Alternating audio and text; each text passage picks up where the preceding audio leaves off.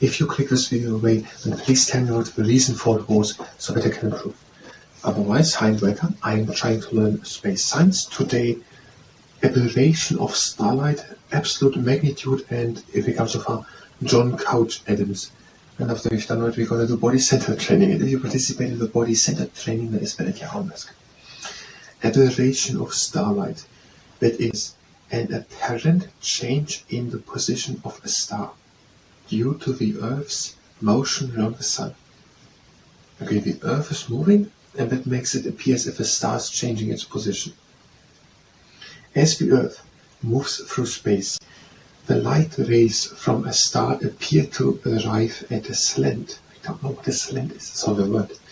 It says, in the same way that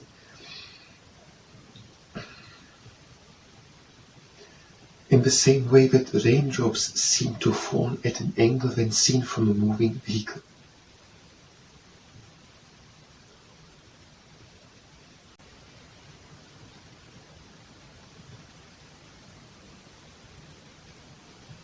I know that the rain can look from the side if there's wind blowing, but how do we look from the side if someone is driving in a vehicle?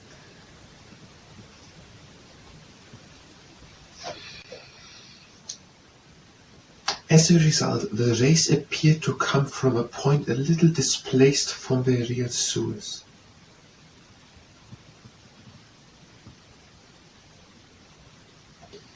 This gives a false position to the star, and astronomers have to allow for this displacement in the measurements. Aberration was discovered by the English astronomer James Bradley in 1728 and provided the first observational proof that the Earth orbits the Sun. I think it's totally easy what I say here, but what if not? An apparent change in the position of a star due to the Earth's motion around the Sun. So far it's all clear. As the Earth moves through space, the light rays from the star appear to arrive at a slant. I don't know what a slant is. In the same way that the raindrops seem to fall at an angle when seen from a moving car.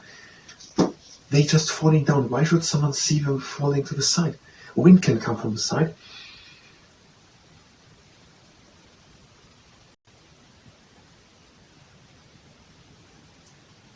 How can people even see raindrops falling? Raindrops are very hard to see, especially if someone is driving. As a result, the rays appear to come from a point a little displaced from a real source. I don't get that part. It's just as the Earth is moving. So the star, it's not the star moving. The star is somewhere else and we see the light. It is that the Earth is moving while the light is coming.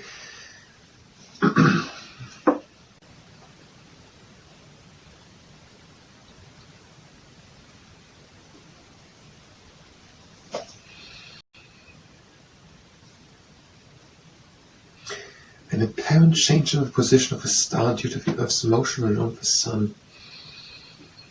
As the Earth moves through space, the light rays from a star appear to arrive at a slant.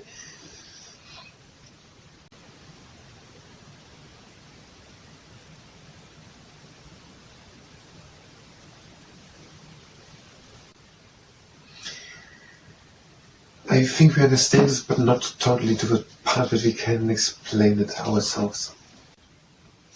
We could just technically just quote and use the same words they use, but I don't want to understand it. Absolute magnitude. A measure of the actual brightness of a star as opposed to its apparent brightness as seen from the Earth. Okay, that is interesting.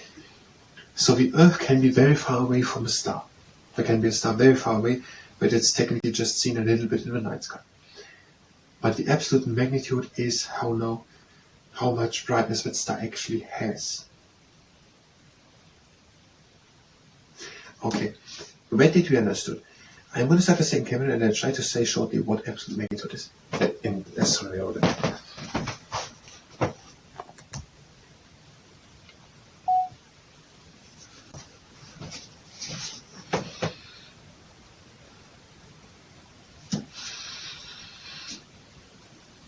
In astronomy, absolute magnitude means how bright a star is actually, and not how bright it appears on the Sun. So a star can be very far away and is just seen in the night as a very tiny little star. And the absolute magnitude says now how bright is that star actually, and not how bright comes it now up to the Earth. That is according to the page 48 of Reader's Digest Library of Modern Knowledge, Book 1, Part 1, Structure of the Universe, written by Ian Ridpath and John R. Shakeshaft. I'm going to stop the camera.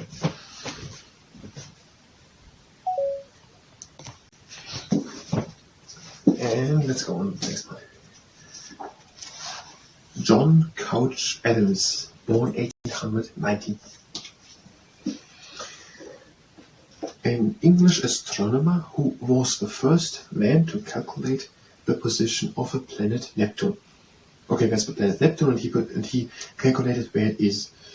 Since the discovery of the planet Uranus in 1781, so around 50 years before he did it, it had been realized that its orbit was being disturbed by the gravitational pull of another.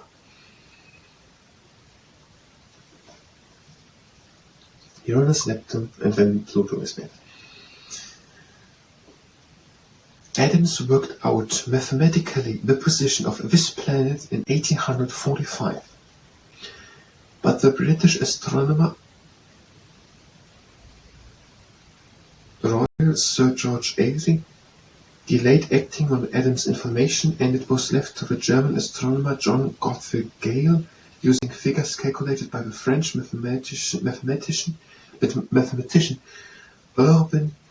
Urbain Leverrier to find the planet. So John Couch Adams worked out mathematically the position of this planet in 1845. So we haven't had discovered it, but he worked out where it would be.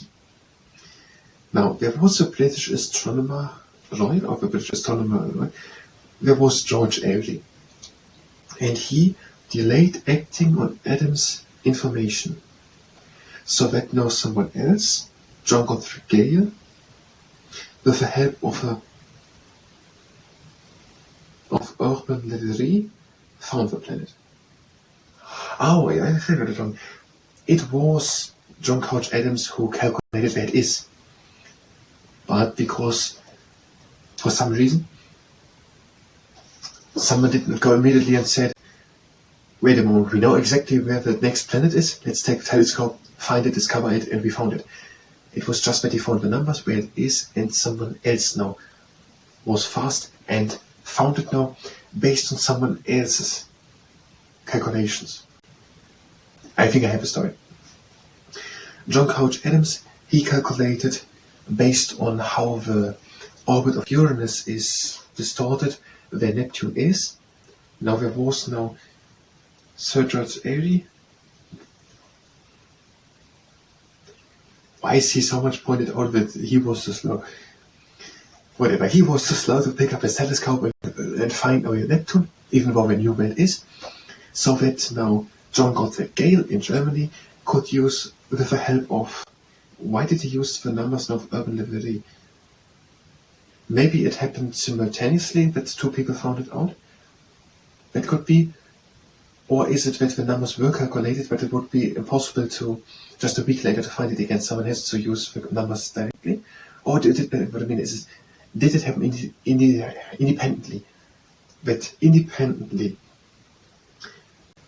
Urbain Le Verrier calculated where Neptune is, and then John Gottfried Galle looked and found the Neptune.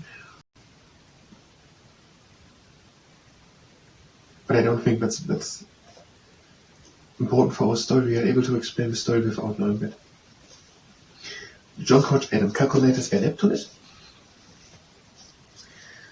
but another important astronomer, George Airy, wasn't fast enough now to find Neptune based on these mathematical position calculations. And so John Gottfried Galle found now where Neptune is based on numbers made by the mathematician Urbain Le Verrier. Okay, are we able to save it? John Couch Adams, born 1819. In 1781, Uranus was discovered. It was realized that another planet was disturbing its orbit by gravitational pull on it. So in 1845, John Couch Adams calculated where Novus Neptune is as the first person in the world. But another important person in the astronomy field, George Airy, wasn't fast enough, and so John Gottfried Gale, based on numbers of Urbain Le Verrier, found where it is. Now the problem is these are four names. John Couch Adams, I get that one. Next one is George Airy. George Airy. George Airy. And now Johann Gottfried Gale.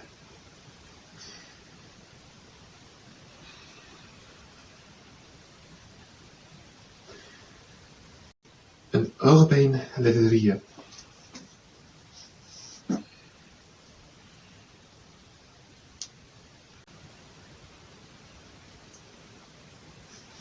Any more dates? No.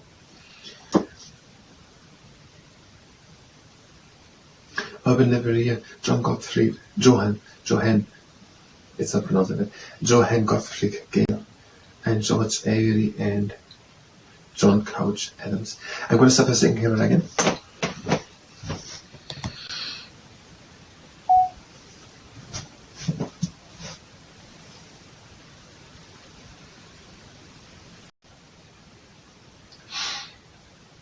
John Couch Adams, born in 1819.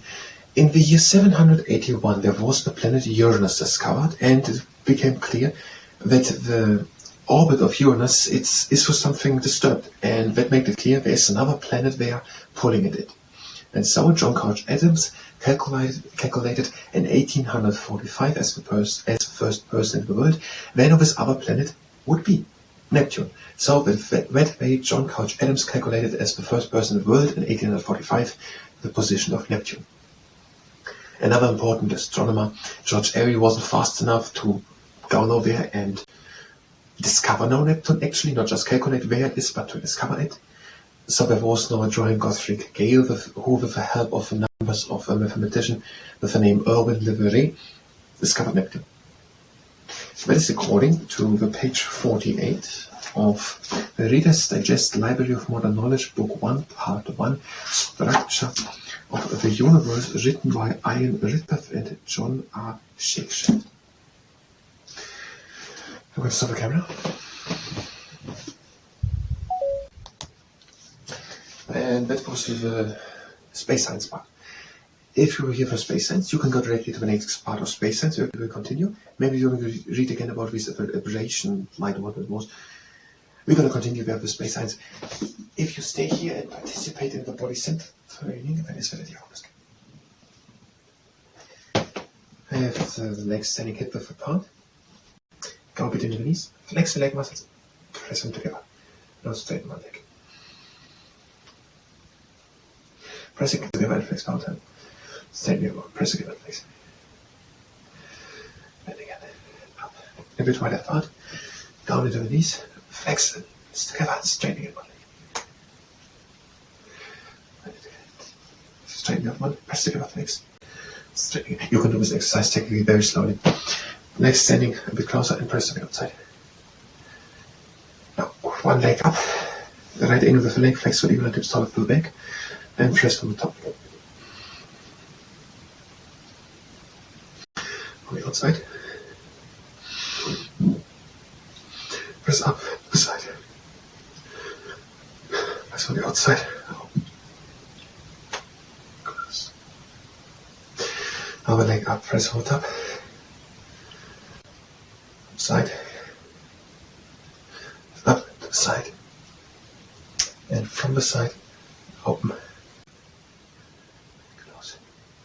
Now, 3 exercises on the ground. First, side plank. Now, if you like and can, one leg up. And now on the long arm. One arm out, leg up and pull, elbow to knee. On the other side.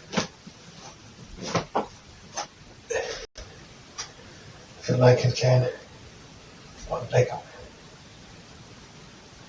and on the long arm out, leg up, knee to elbow,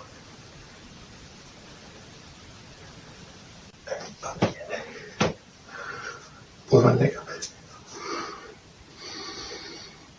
power on. Take the leg at ankle, straight back, knee down to the ground. Other leg. And legs on apart, finger down. That was the fast and body center training. Thank you very much, and until next time.